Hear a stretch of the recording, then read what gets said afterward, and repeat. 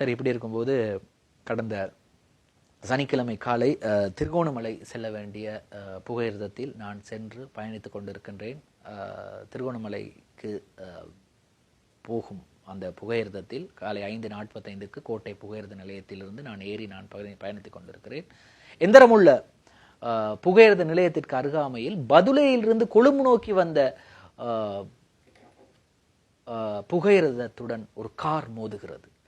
அந்த கார் மோதும் அந்த சமயத்தில் சிவப்பு நிற சிக்னல் லைட் பற்றி கொண்டிருந்தது, போக வேண்டாம்.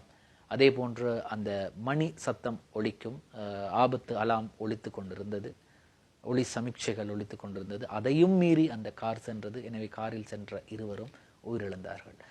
அந்த பதுளையிலிருந்து கொழும்பு நோக்கி சென்ற அந்த புகையிரதத்தில் அடிபட்ட அந்த கார் நான் பயணித்த புகையிரதத்தின் தண்டவாளத்துக்கு வந்தது அந்த வேகத்தில். எனவே நான் பயணித்த புகையிரதத்திலும் அந்த கார் அடிபட்டு 2 ரயில்களிலும் அந்த கார் அடிபட்டது.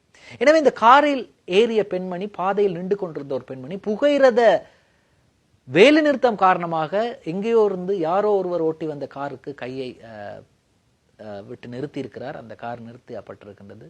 எனவே ஒரு பஸ் உரிமையாளர் தான் அந்த காரை செலுத்தி வந்திருக்கின்றார். பாருங்கள் எப்படியெல்லாம் நேரம் அழைத்து சென்றிருக்கின்றது.